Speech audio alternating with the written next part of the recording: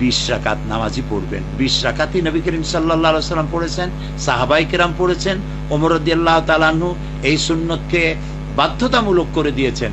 আর রাসূলুল্লাহ বলেছেন, মা আনা আলাইহি ওয়া আসহাবি, আমি যেটা বলি, আমি যেটা করি, আর আমার সাহাবীরা যেটার উপর ঐক্যমত পোষণ করেছে, তোমরা ওইটার উপরে থাকো। একজন সাহাবীও এই 20 রাকাত তারাবির ব্যাপারে দ্বিমত পোষণ করেন নাই। সুতরাং 20 রাকাত তারাবির নামাজি পড়ুন, জামাতে পড়ুন, ঐক্যবদ্ধভাবে পড়ুন। আর শেষ রাত্রিতে সেহরিতে ওঠা যখন উঠবেন, ওই সময়টায় তাহাজ্জুদের নামাজ, সারা বছর তো পারেন না অনেকে, এই সময়টা তাহাজ্জুদটাও আদায় করে নিয়ে তারাবির নামাজে যাবেন।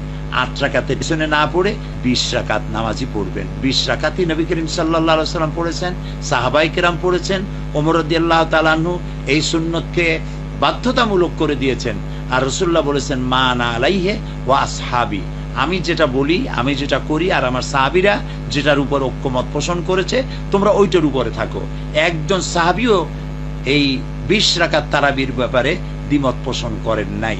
সুতরাং 20 রাকাত তারাবির নামাজি পড়ুন, জামাতে পড়ুন, ঐক্যবদ্ধভাবে পড়ুন। আর শেষ রাত্রিতে সেহরিতে ওঠা যখন উঠবেন, ওই সময়টায় তাহাজ্জুদের নামাজ, সারা বছর তো পারেন না অনেকে, এই সময়টা তাহাজ্জুদটাও আদায় করে নিয়ে তারাবির নামাজ।